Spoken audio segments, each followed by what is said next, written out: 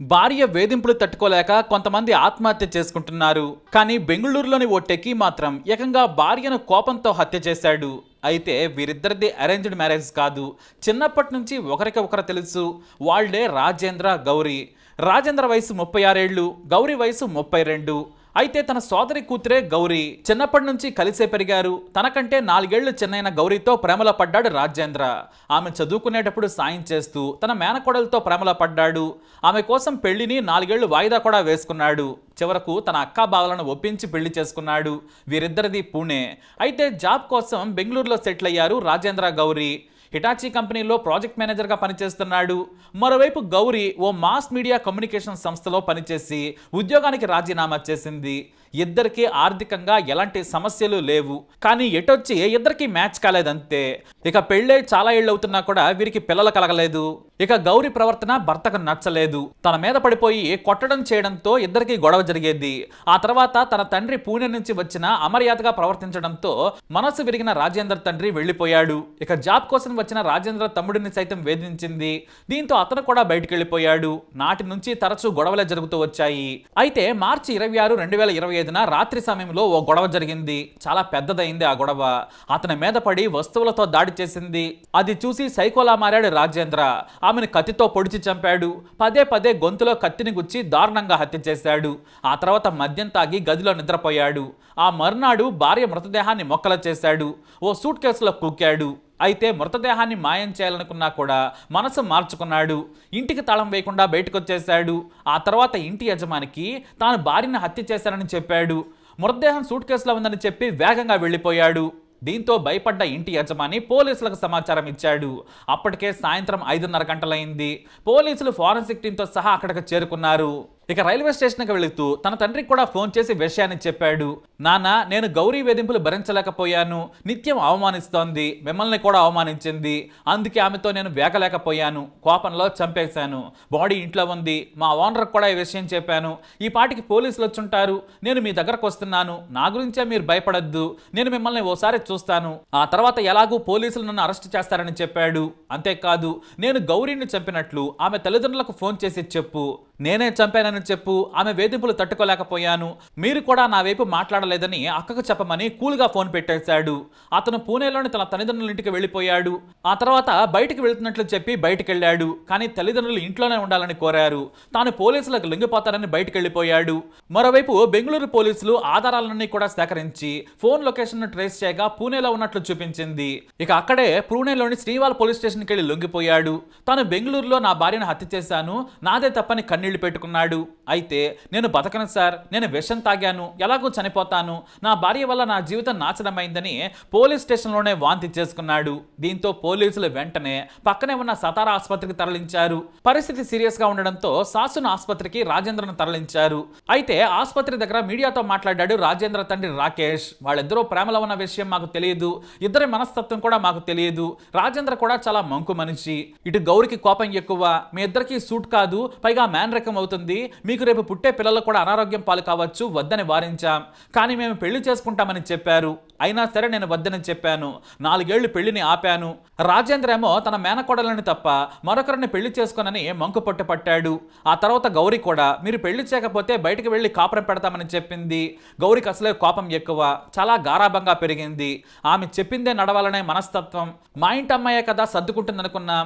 మేము కూడా చాలా గారాభం చేశాం. వాడిద్దరికి సూట్ కాదని తెలిసినా కూడా పెళ్లి చేసుకున్నారు. అయితే పెళ్లి తర్వాత కొన్నాళ్లు బాగానే ఉన్నారు. ఎప్పుడైతే ఇద్దరు వర్క్ ఫ్రం హోమ్ జాబ్ చేయడం మొదలు పెట్టారో గొడవలు మొదలయ్యాయి. ఈ మధ్య గౌరీ జాబ్ పోయింది. నాటి నుంచి ఆమె పిచ్చిగా ప్రవర్తించేది. నిత్యం డబ్బులు కావాలని రాజేంద్రను వేధించేది. మేకప్ కిట్లు కొనమనేది. టూర్కి వెళదామని, సినిమాకని రాజేంద్రతో గొడవ పెట్టుకునేది. వారికి సంతానం కూడా కలగలేదు. 2 సార్లు అబార్షన్ కూడా అయింది. మేనరకం వల్ల కొన్ని సమస్యలు వచ్చాయని పెన్నాన్ని తీసేయాల్సి వచ్చింది. అది కూడా ఆమె మీద ప్రభావం చూపింది. రాజేంద్ర సహా ఎవరిని లెక్క చేయలేదు. నేను వెళితే నన్ను కూడా అవమానించింది. నా కూతురే కదా అని నేను పట్టించుకోలేదు. కానీ రాజేంద్ర చాలా హర్ట్ అయ్యాడు. ఆ తర్వాత రాజేంద్ర తమ్ముడు సాఫ్ట్వేర్ జాబ్ కోసం వెళితే ఓ చిన్న మాట అన్నందుకు చెంపల మీద కొట్టింది. ఆ తర్వాత అతను కూడా వారింట్లో నుంచి వెళ్ళిపోయాడు.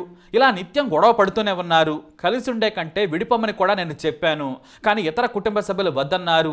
ఇప్పుడు నేను ఇలాంటి ఘోరం చూడాల్సి వచ్చిందని తండ్రి వాపోయాడు. మరోవైపు రాజేంద్ర ఆరోగ్యం కుదుటపడగానే బెంగళూరు తీసుకొచ్చారు పోలీసులు. మళ్ళీ అనారోగ్యంగా ఉందంటే ఆసుపత్రిలో పరీక్షలు చేయించారు. ఆ తర్వాత జైలుకు తరలించారు. అలా ప్రేమ పెళ్లి చివరకు విభేదాల కారణంగా హత్యకు దారితీసింది. మరోవైపు గౌరీ అంత్యక్రియలు చేసేందుకు ఆమె మృతదేహాన్ని కుటుంబ సభ్యులు తీసుకెళ్లారు. అలా భార్యన తన మేనకోడలను చంపేశాడు. సూట్ కేసులో కుక్కాడు. కానీ క్షణికావేశంలో చేసిన తప్పు వెంటనే తెలిసొచ్చింది. వెంటనే పోలీసులకు లొంగిపోయాడు. మరి రాజేంద్ర చేసిన తప్పుపై మీ అభిప్రాయం ఏంటి? తప్పకుండా కమెంట్ ద్వారా తెలియజేయండి. ఈ వీడియో అప్డేట్స్ కోసం మై ఛానల్ ఫాలో అవ్వండి. అలాగే తప్పకుండా సబ్స్క్రైబ్ చేసుకోండి. ಓದ್ಬಿಟ್ಟು ಸಾರಾಂಶ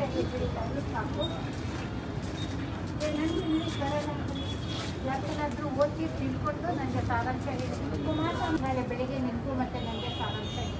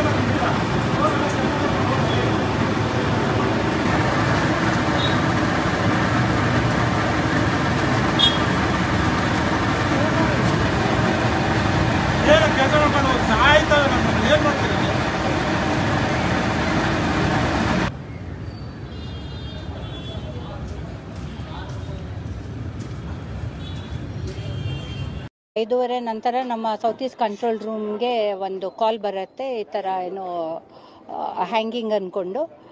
ಆ ಕಾಲ್ ಇದು ಮಾಡಿಕೊಂಡು ನಮ್ಮ ಹುಳಿಮಾವು ಇನ್ಸ್ಪೆಕ್ಟರ್ ಮತ್ತು ಟೀಮ್ ಬಂದು ಚೆಕ್ ಮಾಡಿದಾಗ ಮನೆ ಲಾಕ್ಡ್ ಇತ್ತು. ಅದು ಓಪನ್ ಮಾಡಿ ನೋಡಿದಾಗ ಗೊತ್ತಾಗತ್ತೆ ಕಿ ಬಾತ್ರೂಮ್ದಲ್ಲಿ ಒಂದು ಸೂಟ್ ಕೇಸ್ ಇದೆ. ಸೊ ಪ್ರಾಬಬ್ಲಿ ಏನೋ ಅಫೆನ್ಸ್ ಆಗಿದೆ ಅಂದ್ಕೊಂಡು ಆಮೇಲೆ ಈಗೆಲ್ಲ ಫೊರೆನ್ಸಿಕ್ ಎಕ್ಸ್ಪರ್ಟ್ಸ್ ಎಲ್ಲ ಬಂದು ತೆಗೆದು ನೋಡಿದಾಗ ಲೇಡಿದು ಬಾಡಿ ಇದೆ, it is intact, there are marks.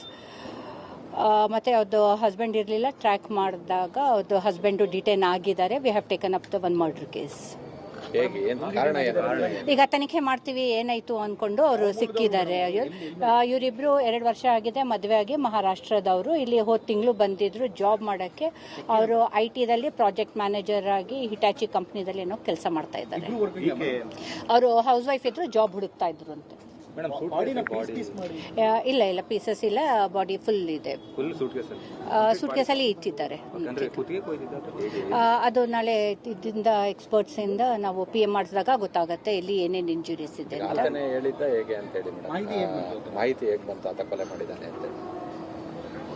ನಮ್ಮ ಕಂಟ್ರೋಲ್ ರೂಮ್ ಬಂದು ಹೇಗೆ ಮಾಹಿತಿ ಎಲ್ಲ ಬಂತು ಅಂತ ನಾವು ತನಿಖೆ ಮಾಡ್ತೀವಿ.